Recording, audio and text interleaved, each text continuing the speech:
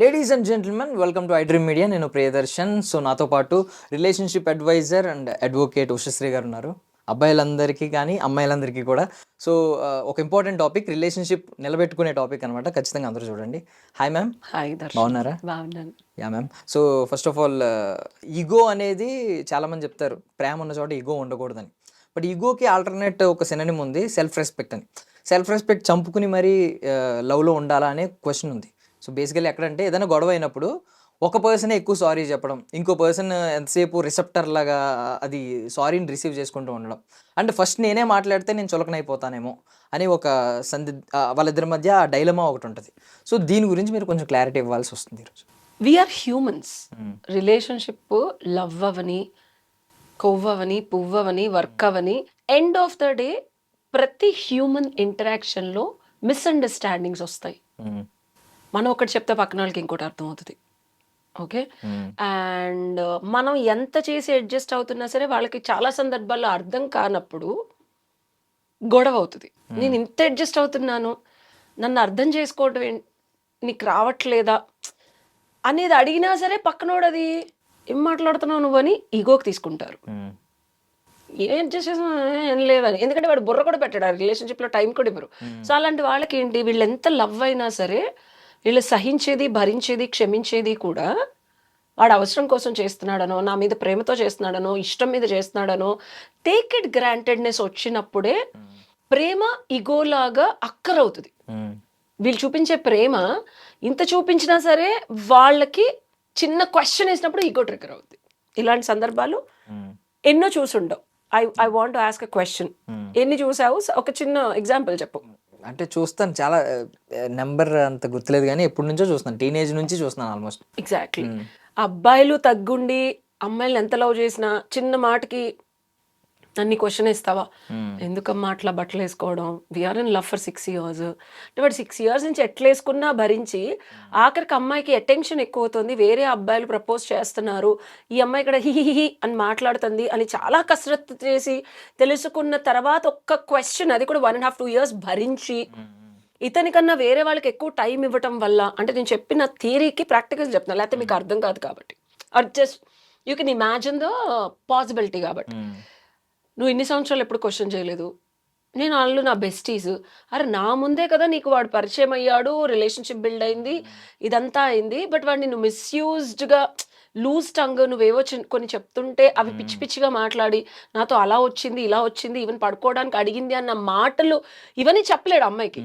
ఎందుకమ్మా కొంచెం డ్రెస్ అట్లా వేసుకొని అబ్బాయితో బయటకు వెళ్ళదన్న మాటకు కూడా మిస్అండర్స్టాండ్ చేసుకొని అమ్మాయి ఈగోకి తీసుకొని ఇతని ఇంటెన్షన్ని ప్రాపర్గా తిను చెప్పలేక వద్దు అన్న చిన్న మాట అతనితో మాట్లాడదాన్ని దాన్ని కంట్రోలింగ్గా తీసుకొని అమ్మాయి అపార్థం చేసుకొని రిలేషన్షిప్ బ్రేక్ చేసిన సందర్భాలు ఉంటాయా, ఉండవా?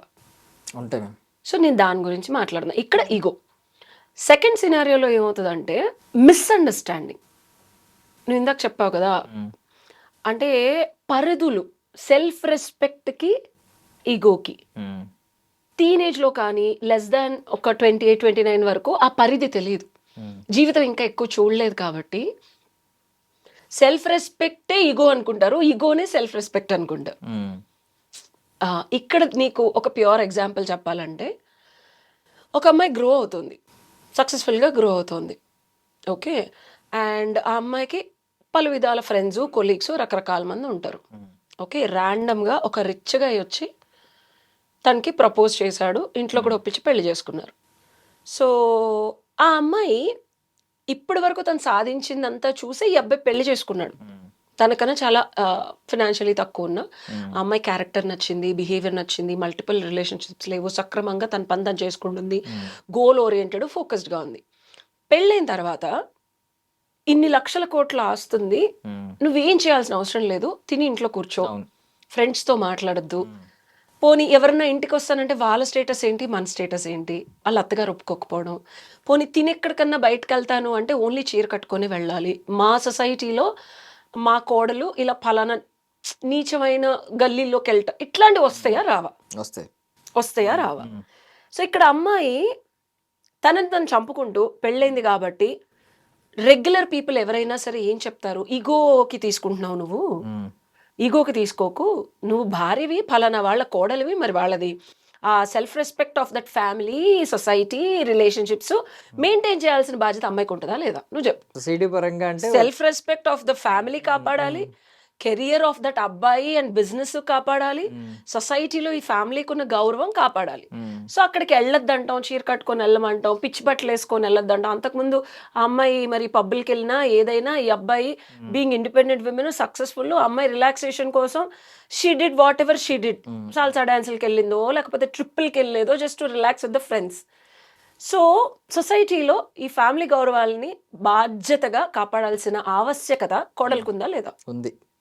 100% ఉంది.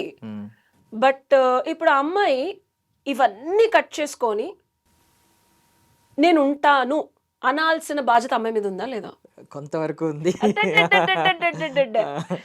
సో థీరీ చెప్పడం ఈజీయే, కూర్చొని ఇదే రియాలిటీ చెక్ అంటారు. సో ఇక్కడ అమ్మాయి ఈగోకి ఒకవేళ ఎక్కడన్నా రిబెల్ అయింది, ఇక్కడ 2 విషయాలు చెప్తా. ఈగో ఎక్కడ, సెల్ఫ్ రెస్పెక్ట్ ఎక్కడ. చెప్పిన ప్రతిదాన్ని ఖండించి ఇది చూసే కదా నన్ను పెళ్లి చేసుకున్నావు, నన్ను ఎందుకు రెస్ట్రిక్ట్ చేస్తానో అని ప్రతిసారి రెబెల్ అవటం ఈగో. అర్థమైందా?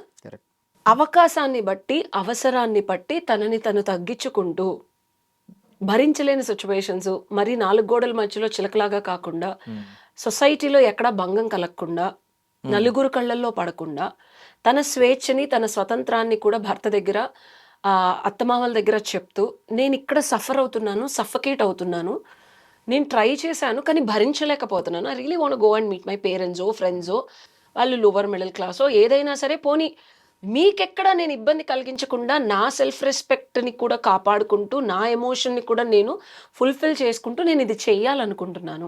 So most of the counsellings కూడా నేను ఇలాగే చేస్తాను. కౌన్సిలింగ్ అంటే కూర్చొని కబులు చెప్పడం కాదు, ప్రాబ్లం ఎక్కడుందో చూసి దాని రెక్టిఫికేషన్కి మార్గాలు వెతకడం మీతోనే చేస్తా, క్లయింట్స్తోనే ఐ మేక్ దెమ్. అన్ని సందర్భాల్లో మనం చేసిన ప్రతిదీ సక్సెస్ అవ్వదు, అవ్వనప్పుడు ఎక్కడ అవ్వట్లేదు, ఏం చేసుకోవాలని ముందుకు వెళ్ళడం అనమాట. సో ఇలాంటి సందర్భాల్లో this is what I tell my clients. So there you are not showing ego, కాబట్టి అవతల వాళ్ళు కూడా అర్థం చేసుకుంటారు. ఇక్కడ నీకు కాంప్లికేషన్ రాదు, సొల్యూషన్ వస్తుంది. ఏమొస్తుంది? సొల్యూషన్. ఇక్కడ నీ ఈగోని ఎవడు ప్యాంపర్ చేయడు. నువ్వు ఎంత తోపుగత్తైనా పోటుగత్తైనా నువ్వు పెళ్లి చేసుకున్న తర్వాత there certain norms and conditions that family expect. But if you want to show your tantrums and ego and నన్ను చంపేస్తున్నారు నన్ను, this is what women are doing. నీ సెల్ఫ్ రెస్పెక్ట్ ఏంటి? నీ సెల్ఫ్ రెస్పెక్ట్ని కాపాడుకోవాలంటే నువ్వు ఎలా ఉంటే, రెస్పెక్ట్ అనేది పక్కనాళ్ళు ఇస్తే తీసుకోవాలి కానీ మనం వెళ్ళి అడుక్కోకూడదు. సో నీ సెల్ఫ్ రెస్పెక్ట్ని నువ్వు కాపాడుకోవడానికి చేసే ప్రయత్నాలు చూస్తారు.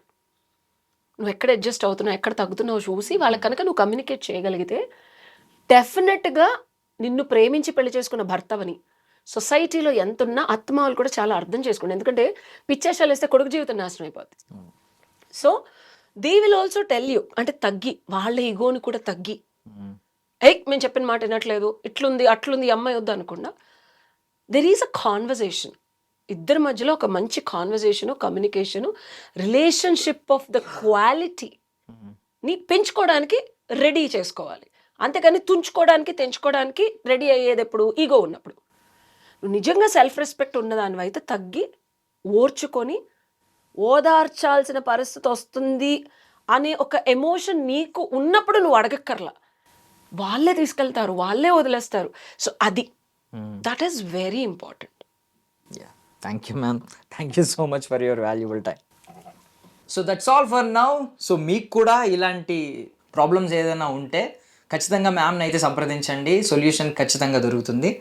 సో కింద కనిపిస్తున్న నెంబర్కి ఇప్పుడే కాంటాక్ట్ అవ్వండి. And for more videos, Please subscribe to iDream. Please subscribe to iDream. Please subscribe iDream. And please subscribe to iDream. For more videos, subscribe to iDream. please like, share and subscribe to the channel. Congratulations, iDream. Subscribe to iDream.